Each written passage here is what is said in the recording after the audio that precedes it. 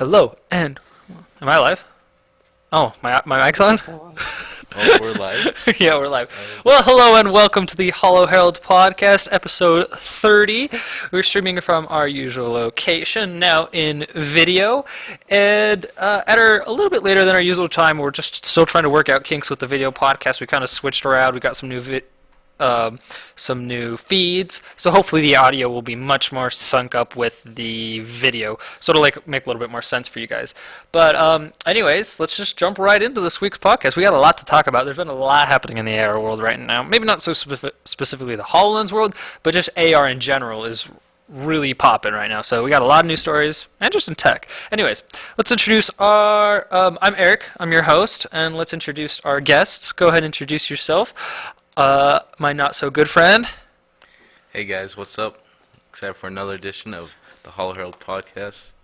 When does Paul get to be the host? Like, I'm sick of you being the host. You're sick of me being the host. Why are you sick of me being the host? Because you're always the host.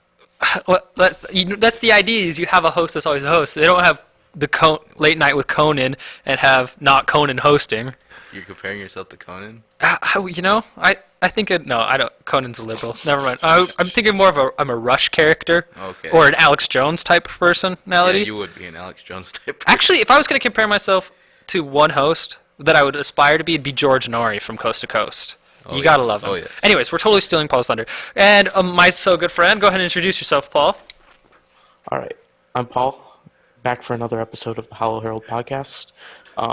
In regards to what Austin just said, no, Austin, that would never work. I know why you're saying it. It's because Eric continues to introduce you as his not-so-good friend.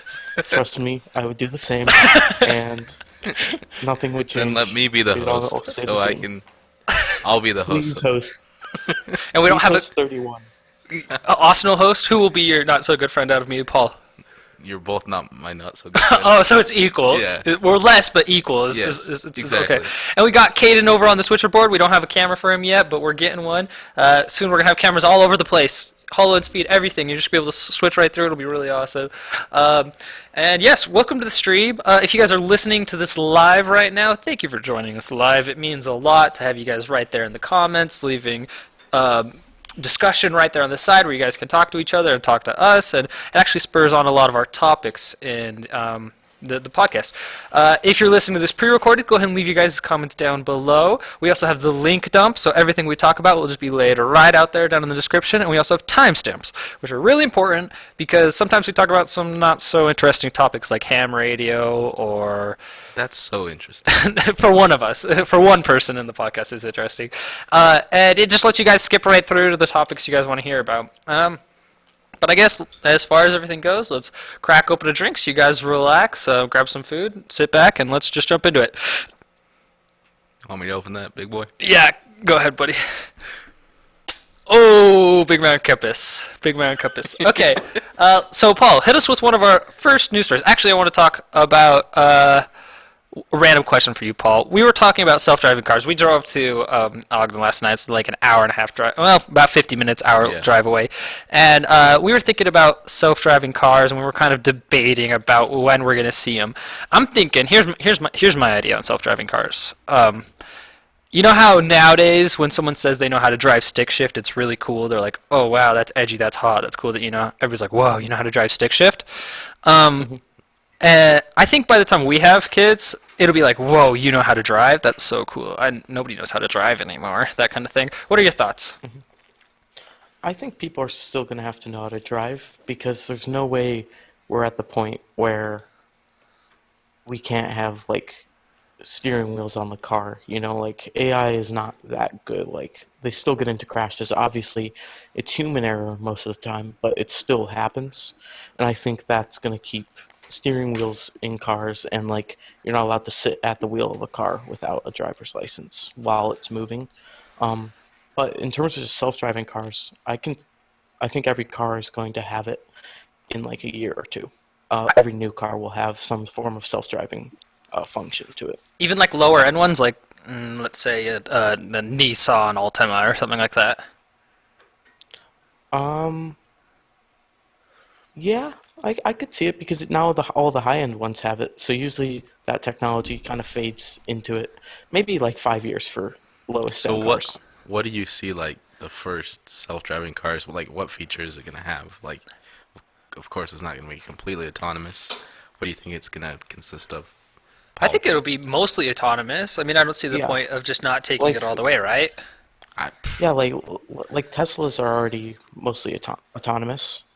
Capable, which is weird because that was just a software update. They didn't even have to change any hardware or anything. They literally just pushed a software update and they were live. And they could self-drive. I mean, it's crazy that we have that capability. And now cars are getting a lot smarter, so they're going to have that capability a lot more. But I'm just curious because people are. I think it'll almost be like, you know how you have to get like emissions fees and registration and stuff. I think that's how probably they'll weed people out. Like if you don't have a self-driving car, it'll be a big fee. You know, like if you can't pass emissions, you have to pay this big fee. Or sometimes they don't even let you drive your car. But if you really want to, you could have to pay a big fee. I think that's how it'll be for self-driving cars. but I mean, you also brought up the same point. Like, it's gonna just be like an Uber society. Like, nobody owns a car. Exactly. I definitely think so. Paul, what do you think about that? Do you think people are going to be own more cars just because self-driving cars will be more prevalent? I personally prescribe to the theory that it'll just be like Uber, where you say, "I need a car." It comes and picks you up, and you just pay a monthly fee to be able to drive wherever you want and use X amount of miles. If you just stay within town, you only pay this fee. But if you travel to Salt Lake every day, it's going to be a little bit of a bigger fee to rent that car. And I personally think that's the way it's going, don't you? Yeah, I completely agree. I don't even see a use now for a car living in a city. I can Uber everywhere. I get my groceries delivered. I get basically everything else I need delivered. So there's no point in having a car really. Just living in a city right now. Obviously, where you guys live, you're going to need a car. But I don't need a car right now. I get around just fine, and I'm actually saving money compared to what I would pay for a car because I wouldn't use the car enough to make it worth it. Exactly. And when you're in a city, you have to pay for parking, which is one thing that I always forget about when yeah. I go to the big city. I'll drive to Denver or Salt Lake even, and it's first off, it's impossible to find parking. Second off, if you do find parking, it's like $6 an hour. There's if a that. warrant out for your arrest, right? No, not anymore. I had to clear that up because I got a parking ticket. I was over the meter for like 2 seconds, and they're on that shit. You know, they're right there if you miss it. And then that's a whole another political argument that I want to get into about parking tickets, but we'll skip that for this podcast. But actually that'll be interesting. So do you think there'll be parking spots and stuff like that? Because my biggest problem with cars right now is our cars just sit around for like 90% of the time. You know, you drive past Walmart parking lot and they're just sitting there, or you drive past people's big office buildings and there's cars just sitting there for 8 to 12 hours a day. They're just not getting used. That seems like a bunch of waste of space to me, and a bunch of waste of like metal and emissions and everything. I don't know. So you think your self-driving car is gonna just go run errands for you or something? Well, hopefully I don't even own it, so it just goes and picks up other people. Oh, that would actually be a cool service. That'd be a cool service if while you're not using your self-driving car, if you could rent it out to these people and it could go pick up other people and stuff like that. That'd be cool. It'd be kind of a nice little kickback. Kind of like a futuristic Uber. Yeah, like you get a little bit of a kickback, and then that's actually a really cool idea. We should invent that because that'd be awesome. I mean, while you're at work, just let your car go and like give people lifts and stuff like that for a fee, obviously. But then it'd be cheaper because they don't have to pay the person to actually be driving the car. They just have to cover the car fees. I don't know. That'll be interesting. I was just curious because some of the people we were talking with thought it was like 3, 4, 5 decades away from self-driving car capabilities. But I think we're like there. I honestly think like less than 2 decades, a majority of cars on the road will be self-driving. Is that far off, do you think, Paul? No, not at all. I think that's a very conservative estimate, even. And before. Is the camera on us? Oh, we're live. We are live. Sorry for the technical difficulties. I know you guys can probably hear us in the background, but hopefully we got everything figured out. But we have our first female on the podcast ever. What's her name again, Kaden? Suki. Introducing Suki, the Holo Herald mascot, and the Doge, and she's the only female that will probably ever be on the podcast, and probably the only female that'll ever be in this room. And she really wants to get away from me, so I'm going to go put her back now. Hello. Say bye to everybody. Say bye, Austin. Bye.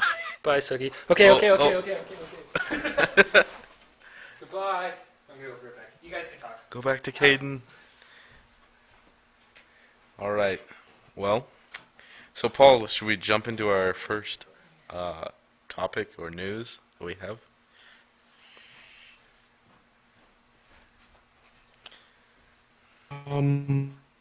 Yeah, let's do that. As always. You can As all go. always.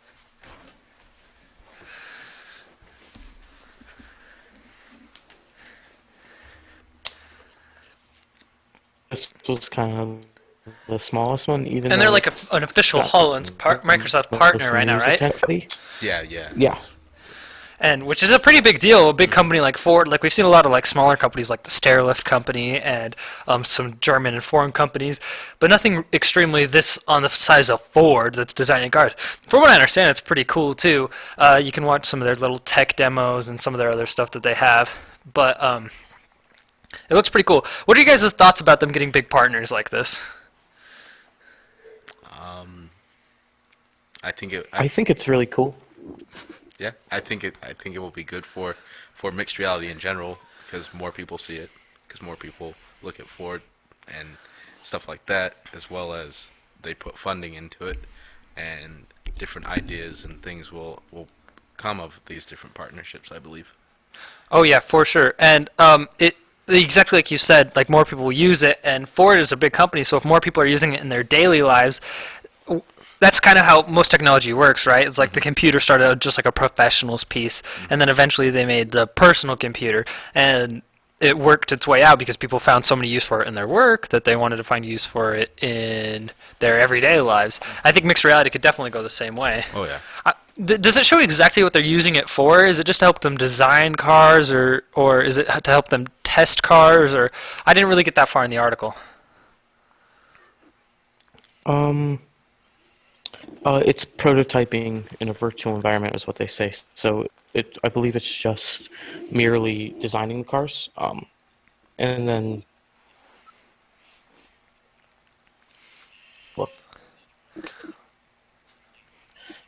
like they do in kind of the real world wind tunnels. They can. That'd be awesome, actually.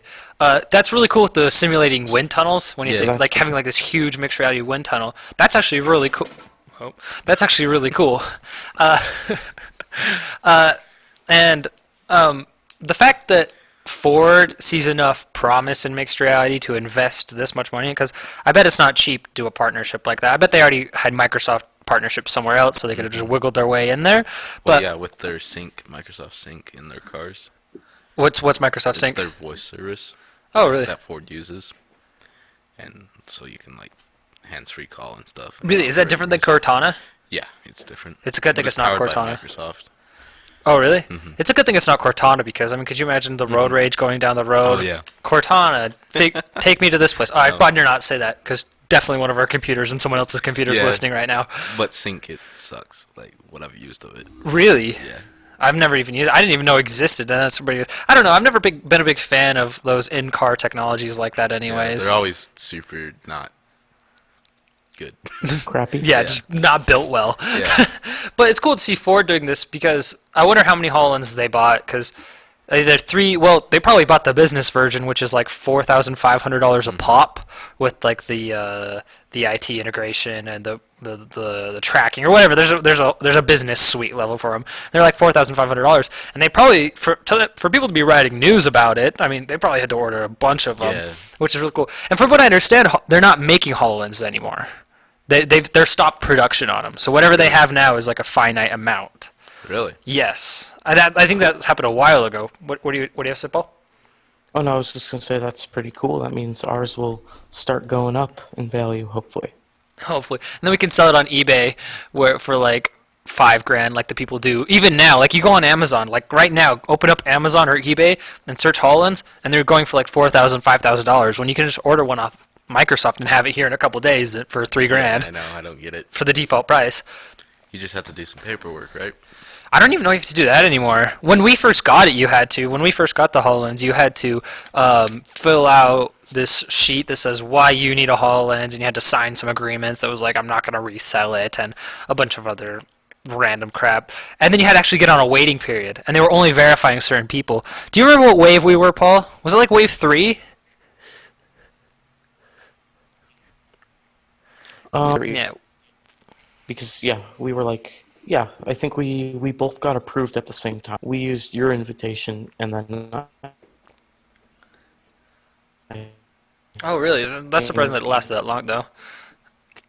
Yeah, well, and we waited. We were like the third wave, and they were doing like a wave every a little while 2 months, I think it was, at the time, and just blast out a bunch. And it was like really exclusive at the time to get a HoloLens. Like I bet when we got it, we were one of the few people in Utah and the surrounding states to have it.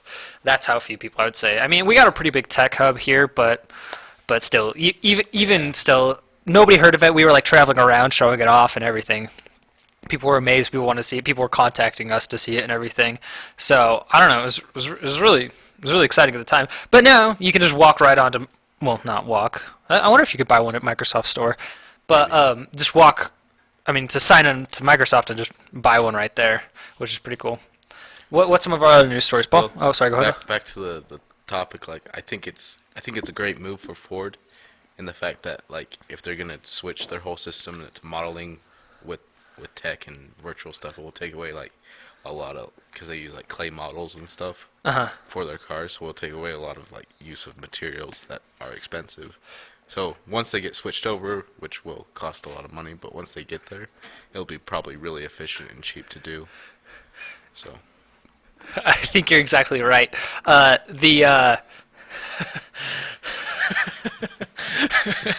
Sorry, there's funny things off camera. Anyways, you're exactly right, and I think we hit on that topic a long time ago when we first started talking about the podcast. I mean, when we first started the podcast, but how much mixed reality and augmented reality will get rid of resource use. So things like paper and TVs and monitors that people throw away their TVs all the time and just go out of use with them. You know what I mean? All the time now, they will be replaced by MR and AR consistently until the foreseeable future, and hopefully we'll get rid of a lot of waste. Like a lot. So you're saying mixed reality is going to solve the e-waste problem? I wouldn't say solve, but help a lot. I mean, it was.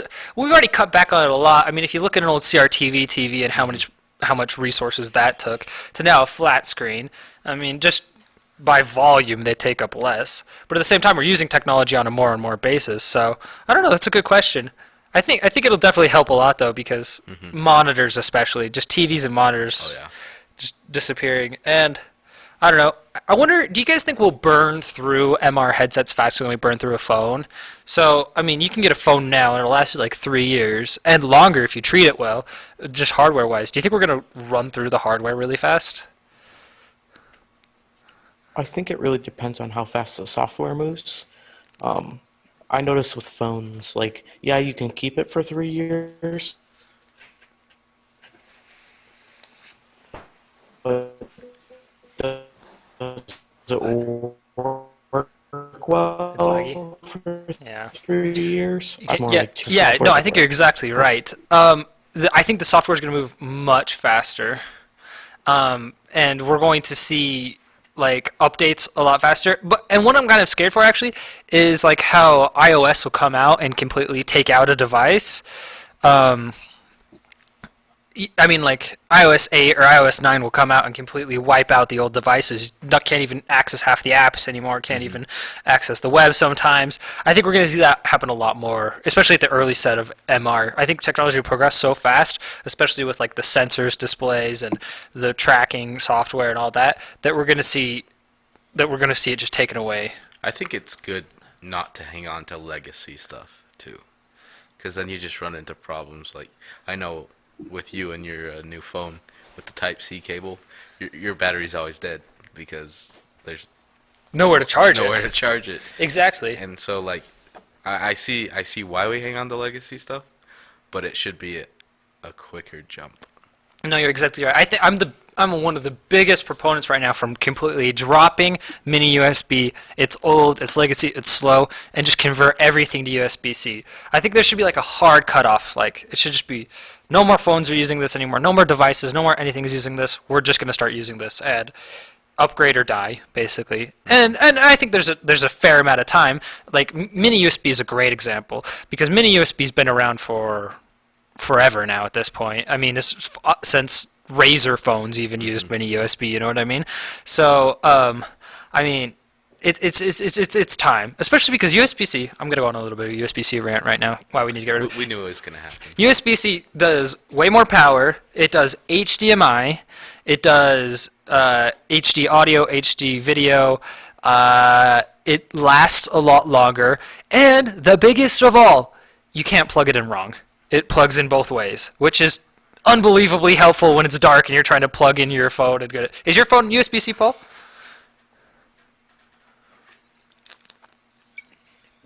Looks like we lost Paul. Paul is Okay. all right. Paul's- Paul is out of the game. Wait, no. Oh, he's back. I'm fixing stuff right now.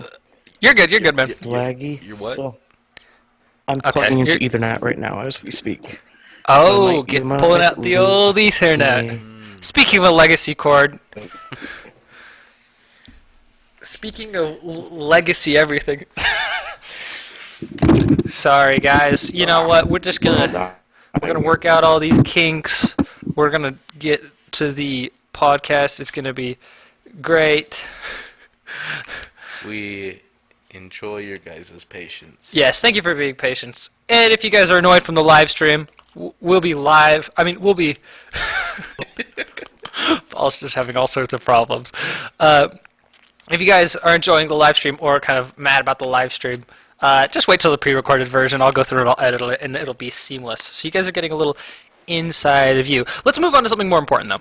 So, Snapchat AR. Did you see the new Bitmoji emoji Snapchat thing No. that they're releasing? Is it like ARKit's emoji animation thing? Very similar. It doesn't use the facial tracking that the ARKit's emoji thing does, but it is like you make an emoji of yourself and you put it in an AR world, and it like runs around and skateboards or does Really? different stuff. Yeah, and which is really funny because we just made our Snapchat AR versus HoloLens AR video, and we were talking about how lacking it was, you know, for better words. I mean, it was great for a free software, for something that's just included as an add-on on your I phone. just don't see why you put a piece of paper under it to see how crappy the tracking was. Just so you could watch where it was, Austin. That's as simple as it gets.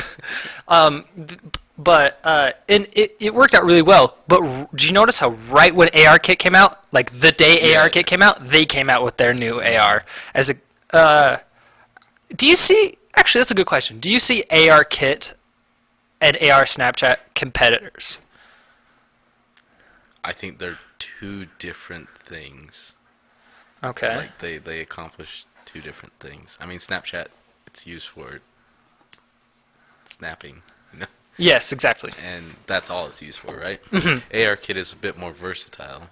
There's going to be a lot more apps for it, so I don't think it's going to be a competitor. Do you see? I guess that's a good point. And Snapchat will remain on everybody's phone, and it'll kind of have the ability to go from Android to Windows Phone to Apple. So it can surface everywhere, which I think is really important for AR right now, and to have an AR store. What I'm really curious about is how many people that are making ARKit apps are also making AR Core apps, and how much cross compatibility we're going to see there. I think you're going to see the same as like with like apps, how some are cross compatible. Yeah. Like there's Android and iOS apps for them. I think it's the same thing is going to be with ARKit. So like not all apps are supported, but the majority will be. Yeah, so that actually brings up a good point. So ARKit was just released last week, a week ago, so it's been out for a week now, and I haven't seen a whole lot of news on it, but I've seen quite a fair bit. But we just picked up an iPad mini that we're trying to, it was a used one and had a lot of problems with it, so we're trying to hack it right now and break into it so that we can do ARKit and everything. So hopefully we'll be releasing ARKit content soon, which I honestly thought when ARKit came out, it was just going to be tons of AR content everywhere. It's been a little bit less than I was expecting, though. I haven't really looked at it like so. Has it come up, though, in your everyday life? See, I think that's kind of a telltale sign. I thought we would actually even see it coming up. Like, if you would scroll down through Google News in the technology section, I thought we would see AR and ARKit stuff. I think it's just gonna take a bit of time for people to get notice that it's actually a feature. Exactly. And I mean, iOS 11 isn't even on everybody's phones yet. I know. Do you have to automatically update on iOS 11? Like, When you plugged in the iPad, it like automatically updated yeah, it, right? yeah, it forced me to upgrade. Yeah. So I mean, everybody should be getting on it soon. Now everyone knows we have an iPad. Now everybody knows. So that means we have to hack it and we have to get it working so Yeah. that they can get content. It's not 100% functional right now. We're working on it. Weeks and weeks, and XPRCOM is no help. And if you guys have security problems, go with Apple though, because those things are locked down tight. You know. We'll get there.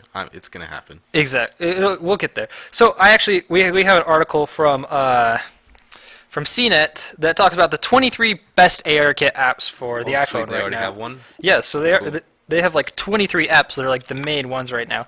And I think these are all from independent developers. I haven't seen anything from Apple themselves that they've built to showcase ARKit yet. But one of you guys could go ahead and drop this drop this link into the chat for everybody to read. But it looks like we have a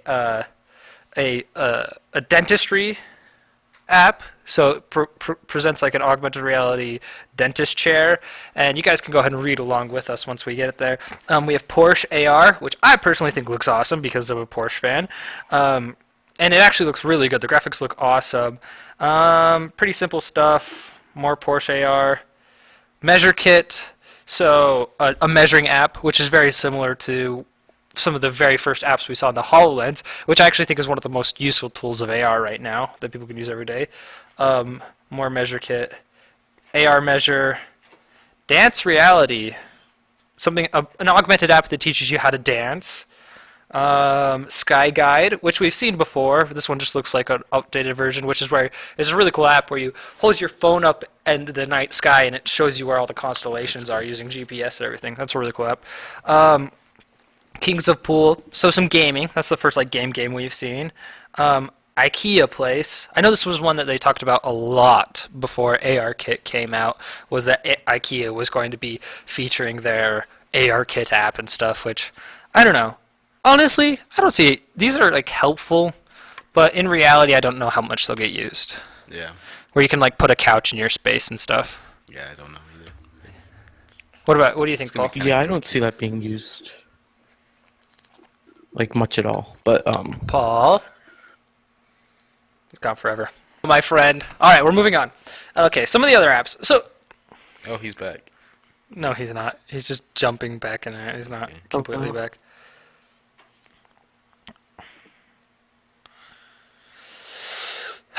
Well, moving on. Hashtag not forever. There's one called Holo. See the girl in the red hoodie and blue jeans? She wasn't walking down the street. She's a hologram. So, that actually looks really cool. I would totally recommend. Here you go. Look at that. Whoa. That girl's not a real person. Dude, I thought that was a real person. That looks awesome. I would show the camera, but you guys can just open up the article. There's one called Holo app where you can put funny videos. I think this is very similar to what's the one where you can Actiongram? Actiongram. Thank you so much. It looks very similar to Actiongram. Jig Space, which lets you take apart certain items. Sketchfab, which was a big one that they were talking about, where you can put more items and such and 3D models into your space. So far, really normal stuff. Giphy World, where you can just put GIFs all over your room and such. That's actually kind of cool. Paint Space AR. So this is the one that we were talking about last. Well, no, this one's completely different. You can just paint and put stuff on your walls. I don't know. They all just kind of feel gimmicky. I'm just going through, and none of them really feel like anything. I mean, what'd you expect, though? I expected some showcase apps like Fragments, Okay. you know, with ARKit. And I don't know if our viewers... I'm actually curious what our viewers thought. What do you guys expect? What did you guys expect from ARKit to come out with? I honestly expected them to come out swinging with some really cool showcasing apps. So far, I'm seeing a Sudoku app, Zombie Gunship Revenant AR. That looks awesome. Whatever that is, we will be trying it. Stack AR. I mean, I'm just seeing... Apparently, our iPad mini isn't going to work. Really? Number one HoloLens fan says it has to have the A10 chip. Does the iPad mini not have that? I thought it was. It was on the list of things that can accept iOS 11. I know. I think it can get the update, but it doesn't run ARKit. You better be lying, number one HoloLens fan. This is why we do our research. It was $40. What are we gonna Yeah, it do? was Where else are you gonna get an iPad for $40? Still an iPad. Like, Yeah. So AR Rise, so some cool games. AR Runner, that looks cool. Like measures the distance between places and tells you how to run to them. And my phone's freezing. Oh, it's the freaking ads. I hate when they have those ads. Anyways, the main idea is that I'm not seeing many heavy hitters like I was expecting. Are you? nope. Me neither. Great conversation, Austin. I know. Well, I mean, what you else can guys you hear say? me? You're not seeing heavy hitters.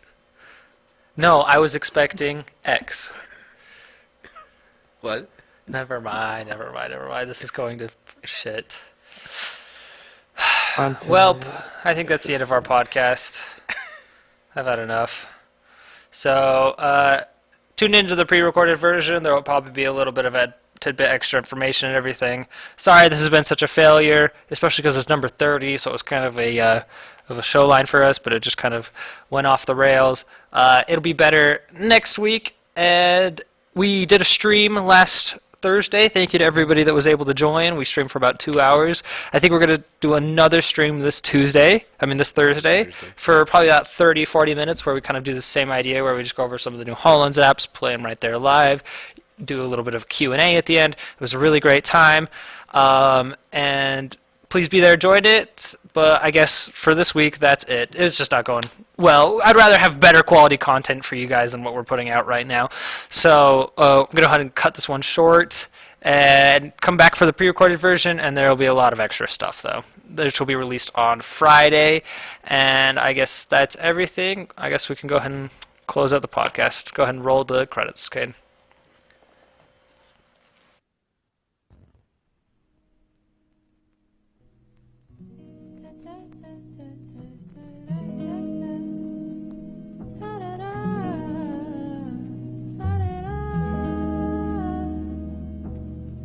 Somebody should have told you. Yeah.